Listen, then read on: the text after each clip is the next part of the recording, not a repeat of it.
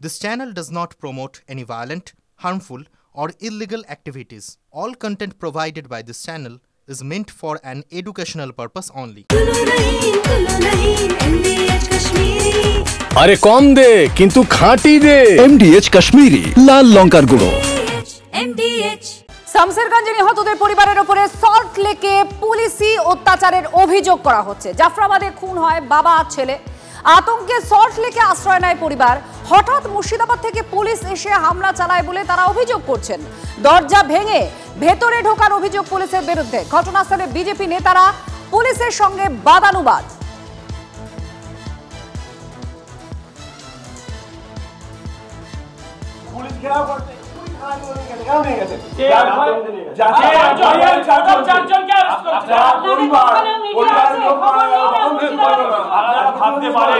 পশ্চিমবঙ্গের অবস্থাটা কোথায়?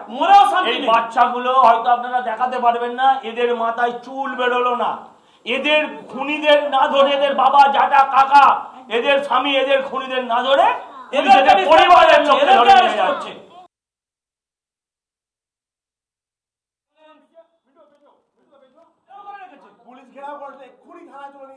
মুর্শিদাবাদ থেকে পুলিশ এসে সকালে তাদের সঙ্গে দেখা করতে চায়। কোনো রকমভাবে যারা শরণার্থী ছিল তারা পুলিশের সঙ্গে দেখা করতে না চাইলে পুলিশ জোরপূর্বক বাড়ির এই দরজা ভেঙে ভিতরে প্রবেশ করে এবং তারপরেই বিজেপির কর্মকর্তারা উপস্থিত হয়ে পুলিশের সঙ্গে ব্যাপক বাদানুবাদে জড়িয়ে পড়ে। মুর্শিদাবাদের পুলিশ এবং বিধাননগরের পুলিশরা এসে যে ঘটনা ঘটিয়েছিলেন তাতে করে আতঙ্ক এই বাড়ির মালিকও। আপনার তো বাড়ি, কারা আশ্রয় নিয়েছিল এবং কি কারণের জন্য এখানে ছিলেন? মুর্শিদাবাদে যারা হরগোবিন্দ পরিবারের ওরা আত্মীয়রা এখানে আশ্রয় নিয়েছিল। আশ্রয় নেওয়ার পর পুলিশ যেভাবে আজকে আচরণ দেখলাম, মানে তৃণমূলের গুন্ডা বাহিনীকেও হার মানিয়ে যায়।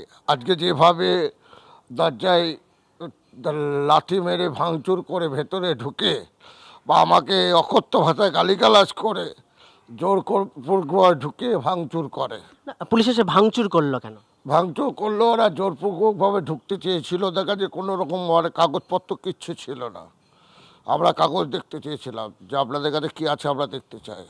না, এখন দেখার আইনি কোন বলে যে শরণার্থীরা এখানে ছিলেন তাদেরকে পুলিশ নিজেদের হেফাজতে নেয়, নাকি যে কারণের জন্য পুলিশ এসেছিল সেই কারণকে উপেক্ষা করে বিজেপি যে হাইকোর্টে যাওয়ার কথা বলছেন হাইকোর্টে গিয়ে তাদেরকে সঠিক নিরাপত্তা দেয়।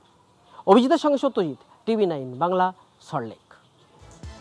পুলিশ মুর্শিদাবাদ থেকে দৌড়তে দৌড়তে হাঁপাতে হাঁপাতে জামা প্যান্ট পরতে অব্দি পাইনি, কানের দুলটাও খুলতে পারিনি, দৌড়ে চলে এসছে যে হরগোবিন্দ দাস এবং চন্দন দাসের স্ত্রীকে কেউ বা কাহারা কিডন্যাপ করিয়া নিয়ে গিয়েছে।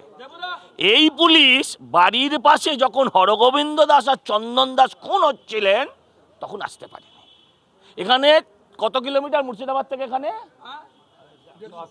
150-200 কিলোমিটার উজিয়ে চলে এলো রাতারাতি। হ্যাঁ, আমরা দেখবো অভিযোগ কখন হয়েছিল, পুলিশ কখন এসছে।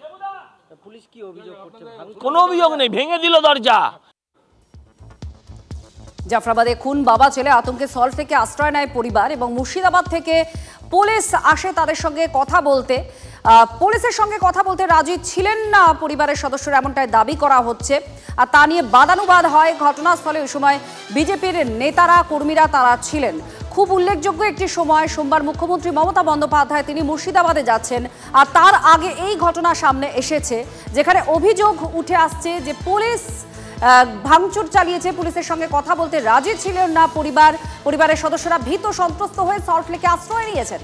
আমাদের সঙ্গে সত্যজিৎ সরাসরি রয়েছেন, তার সঙ্গে আমরা কথা বলবো। সত্যজিৎ, ঠিক মুখ্যমন্ত্রী মমতা বন্দ্যোপাধ্যায় যেদিন যাবেন সোমবার দিন, তার আগে এই ধরনের ঘটনা, এই অভিযোগ একটা আলাদা গুরুত্ব বহন করে।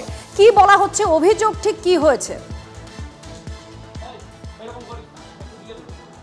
দেখো, অবশ্যই একটা আলাদা গুরুত্ব বহন করে এবং এখানকার ছবি যেটা আমরা জানতে পারছি যে এই শামসেরগঞ্জ এলাকায় নিহতদের পরিবারের সদস্যরা যে বিজেপি কর্মকর্তার বাড়িতে আশ্রয় নিয়েছিলেন সল্টলেকের বিজি ব্লকে, তার পরবর্তীতে এখন তারা সেখান থেকে তাদের ঠিকানা পরিবর্তন করে এই মুহূর্তে সল্টলেকেরই শুভেন্দু অধিকারীর যে নিবাস সেখানে তারা এসছেন এবং বর্তমানে তাদের অবস্থান সেখানেই আছে। কিন্তু যে বিষয়টি খুবই গুরুত্বপূর্ণ যে ৩রা মে এই যে নিহতদের পরিবারের সদস্যদের মধ্যে একজন সদস্য যার নাম সামর্থ্য দাস বলে আমরা জানতে পাচ্ছি, ৩রা মে শামশেরগঞ্জ থানায় তিনি একটি অভিযোগ করেছিলেন যে এই নিহত যারা হয়েছিলেন যারা তাদের পরিবারের বেশ কয়েকজন সদস্য তাদেরকে পাওয়া যাচ্ছে না, অর্থাৎ তারা নিখোঁজ ডায়েরি করেছিল বলে জানতে পারা যাচ্ছে। এবং তারপরেই শামশেরগঞ্জ থানা এবং বিধাননগর থানার পুলিশ আধিকারিকরা আজকের বিজি ব্লকে আসেন এবং তার পরবর্তীতে তাদের সঙ্গে বিজেপি কর্মকর্তাদের এবং পুলিশের যে বাদানুবাদ সেই ঘটনাক্রমে এখন শুভেন্দু অধিকারীর বাড়িতে তারা আছেন। কিন্তু গুরুত্বপূর্ণ যে বিষয়টি যে যারা বিজেপি কর্মকর্তারা আছেন তারা সরাসরি মমতা ব্যানার্জির যে যাওয়ার বিষয়টা সেই বিষয়টাকে তারা গুরুত্ব দিচ্ছেন। মমতা ব্যানার্জি মুর্শিদাবাদ যাবেন, কথা বলা সম্ভব সত্যজিৎ এই পরিবারের সঙ্গে বা যারা বিজেপি নেতৃত্ব আছে উভয়ের সঙ্গে কি কথা বলা সম্ভব? ওখানে পুলিশ ঘেরাও করে রেখে দিয়েছে থানার মধ্যে, বলছে কমপ্লেন করতে হবে। এরা মমতা বন্দ্যোপাধ্যায় দেওয়া 10 লাখ টাকা নেয়নি, এরা অভিযোগ করবে, এই রাজ্য পুলিশের উপরে তাদের ভরসা নেই, এরা কোর্টে মামলা করবে, তাদের মামলা করতে দেবে না। একটা লাল চুল কানে দুলওয়ালা পুলিশ পাঠিয়ে দিয়েছে, সে সাদা পোশাকে চলে এসছে গুন্ডার মতো, হাওয়াই চুটি পড়তে পড়তে লোকের ঘর ভেঙে দিয়েছে। আরে ভাই, আপনার যদি কাউকে খোঁজার ইচ্ছা থাকে, কোনো কমপ্লেন করার থাকে, আপনি ফর্মালি নোটিস করবেন, there is some legal procedure.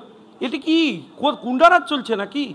আপনি ফর্মাল হচ্ছে মমতা বন্দ্যোপাধ্যায় হচ্ছে যেদিন এদের লোক মারা গেল সেদিন আপনার পুলিশ প্রোটেকশন দিতে পারেনি, যেদিন কুপিয়ে 2জন হিন্দু বাপ ছেলেকে হত্যা করা হলো সেদিন কোথায় ছিল আপনার পুলিশ?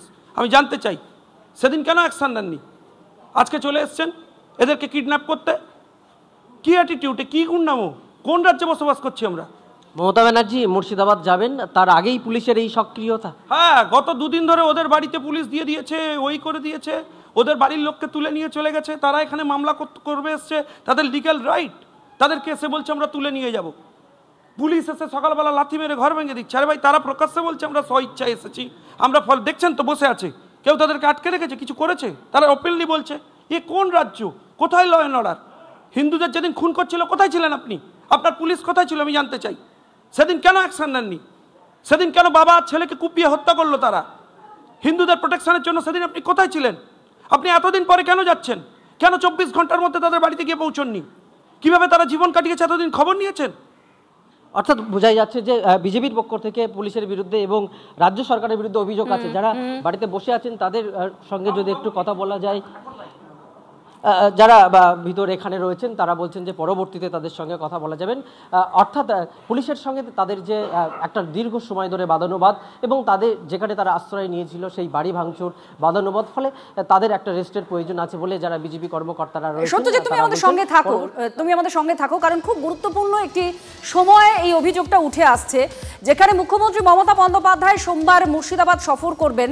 তার আগে এই ধরনের একটি ঘটনা যেখানে অভিযোগ করা হচ্ছে যে পুলিশ কিডন্যাপের চেষ্টা করছে, এই অভিযোগ বিজেপির তরফ থেকে করা হচ্ছে।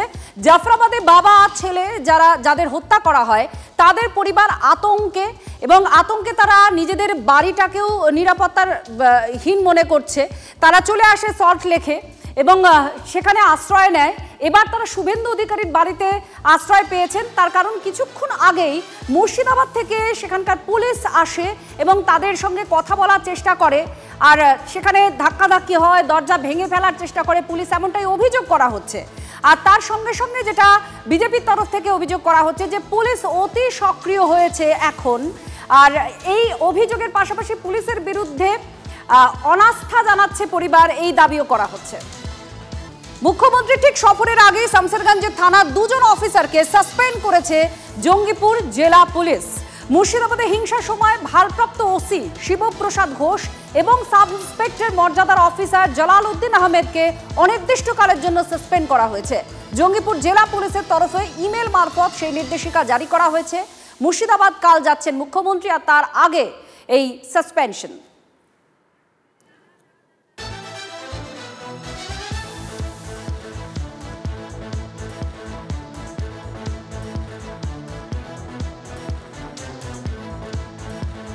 কাল মুর্শিদাবাদে যাচ্ছেন মুখ্যমন্ত্রী, বহরমপুরে কাল সাংগঠনিক বৈঠক করবেন।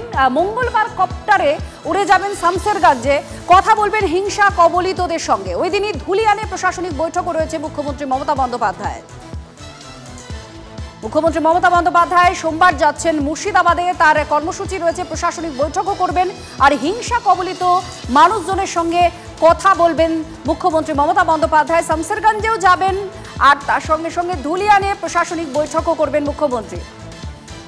অধীর রঞ্জন চৌধুরী প্রাক্তন সাংসদ বহরমপুরের, তিনি কি বলছেন কংগ্রেসের এই নেতা মুখ্যমন্ত্রী মমতা বন্দ্যোপাধ্যায়ের সফর নিয়ে শুনুন। বলছি তো মমতা ব্যানার্জি আসছে, মমতা ব্যানার্জি দেখাবে এখানে কোনো কিছু হয়নি, সবাই আমার কাছে এসছে। আমি তো বলছি ওদের বাড়িতে শ্রাদ্ধের জন্যে আমাদের পার্টির মুসলিম নেতৃত্বকে পাঠিয়েছি। আমি আপনাকে দায়িত্ব নিয়ে বলছি, পুরোহিত খুঁজে পাওয়া যায়নি, আমাদের দলের মুসলিম নেতারা তাদের বাড়িতে গিয়ে ভরসা দিয়ে শ্রাদ্ধ করিয়েছে।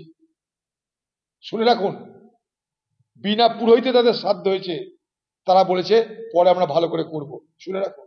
এবার রিজেন্ট পার্ক থানা এলাকার ঘটনা আপনাদের দেখায়। সেখানে প্রমোটারের বিরুদ্ধে দাদাগিরির অভিযোগ। কি না, নির্মীয়মান একটা ফ্ল্যাট, সেখানে বল ঢুকে যায় আর তার জন্য দুই যুবককে বেধড়ক বাঁশপেটা করেছে অভিযুক্ত প্রমোটার।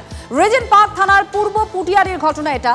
রিজেন্ট পার্ক থানায় অভিযোগ দায়ের করা হয় আর জালে প্রাণতোষ সাহা অভিযুক্ত প্রমোটার। প্রমোটারের দাদাগিরি, আর সেই দাদাগিরিতেই আক্রান্ত রিজেন্ট পার্ক থানা এলাকার দুই কিশোর স্থানীয় দুই কিশোর এলাকায় বল খেলছিল।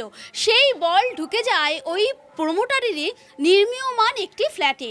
তারপরে সেই প্রমোটার এসে বাস দিয়ে বেধড়ক মারধর করে ওই দুই কিশোরকে বেধড়ক মারধর করে। তারা বলেন যে তাদের বল ফ্ল্যাটে ঢুকে গেছে, তাই তারা এসেছে বল নিতে, কিন্তু সেই কিশোরদের কথা শোনা হয় না, বেধড়ক মারধর করা হয়।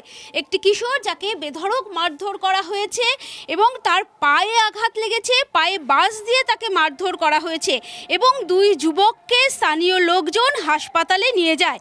এলাকাবাসী তারা থানায় অভিযোগ দায়ের করে এবং তাদের অভিযোগের ভিত্তিতে প্রমোটারকে আজকে গ্রেফতার করা হয়। ক্যামেরায় সূর্যেন্দুর সঙ্গে সোমা, TV9 বাংলা, কলকাতা।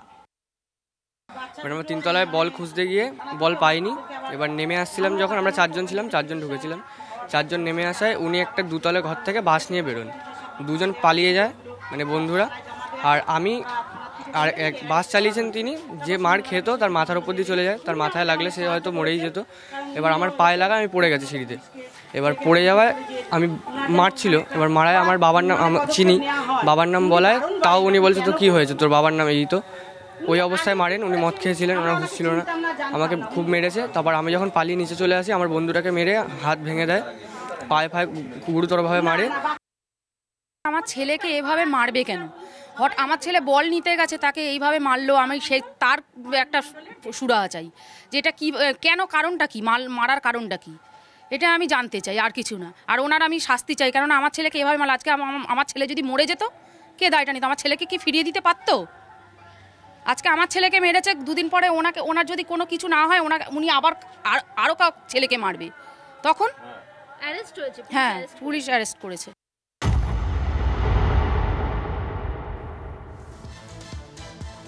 অর্জুন ঘোষকে ফের প্রত্যাঘাত দিলীপ ঘোষের জিয়ারুল ঘনিষ্ঠতা নিয়ে প্রশ্ন তুলেছেন অর্জুন সিং। জিয়ারুলের সঙ্গে বারিক বিশেষের যোগাযোগের কথা অর্জুন জানেন কিভাবে? বারিকের সঙ্গে কি অর্জুনেরও যোগাযোগ আছে, এই প্রশ্ন দিলীপ ঘোষের। কয়লা মাফিয়া লালার সঙ্গে অর্জুনের যোগাযোগের ইঙ্গিত দিলীপের। তৃণমূল থেকে যারা এসেছেন সবাই বোঝা নিয়ে এসেছেন, মুখোশ খুলে দেব, হুঙ্কার বিজেপির প্রাক্তন রাজ্য সভাপতির। জিয়ারুলের মতো 1000-এর বেশি লোককে আমি বিভিন্ন সংস্থায় প্রতিনিধি করে পাঠিয়েছি, কারণ যে ক্ষমতায় থাকে সরকারের সে পার্টি রেকমেন্ড করে। নাম জিয়ারুল হচ্ছে দিশা কমিটির মেম্বার, তাকে আমি জানি, অনেক দিন ধরে জানি, এবং কেন্দ্রীয় মন্ত্রী তাকে করেছেন। সে কার সঙ্গে যুক্ত, কি যদি থাকে ইনলিগাল কাজে, তাকে শাস্তি পেতে হবে, আইন আছে। কিন্তু উনি কি করে জানলেন যে বারিক বিশ্বাসের সঙ্গে যোগাযোগ আছে? ওনারও কি বারিক বিশ্বাসের সঙ্গে যোগাযোগ আছে? আমি যদি বলি, আর অর্জুন সিংয়ের লালার সঙ্গে যোগাযোগ আছে, নিয়মিত কয়লার টাকা নেয়। আমি এমনি বলছি না। রাজু যে আমাদের পার্টিতে এসেছিল দুর্গাপুরের, যাকে শুট আউট করে মারা হলো, রাজু তো ওরই চেলা ছিল। ওই পার্টিতে জয়েন করিয়েছিল। দিলীপ ঘোষ কোনো মাফিয়ার সঙ্গে যোগাযোগ রাখে না, প্রমাণ দাও। আর আমি সবে তো শুরু করেছি। কে কে কালো গরুর দুধ খায়, কে পাথরের মূর্তি বিক্রি করে, কে আর বালি খাদান খুঁড়ে বেড়ায়, অনেক আছে যারা ওইখান থেকে এসছেন, সব বোঝা নিয়ে এসছেন।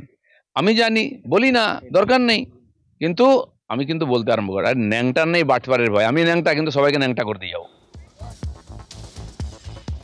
গতকাল দিলীপ ঘোষকে নিশানা করেন অর্জুন সিং। শাসক ঘনিষ্ঠ দুষ্কৃতীকে নিয়ে ঘুরে বেড়াচ্ছেন দিলীপ ঘোষ।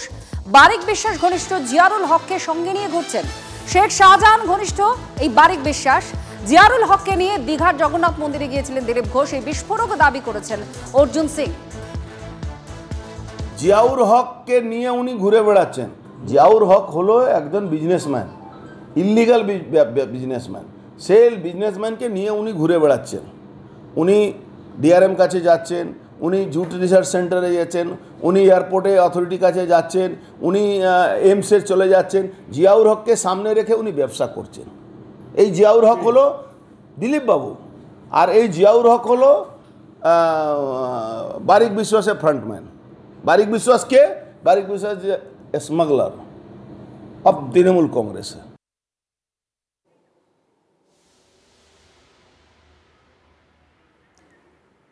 জিয়ারুল হক তিনি কি বলছেন এবার শুনুন। হ্যালো, হ্যাঁ, অর্জুন সিং আপনি তো জেনেছেন নিশ্চয়ই এতক্ষণে যে অর্জুন সিং, দেখছি অর্জুন সিং অনেক করছে। হ্যাঁ, বারিক বিশ্বাসের সাথে আপনার ঘনিষ্ঠ সম্পর্ক আছে।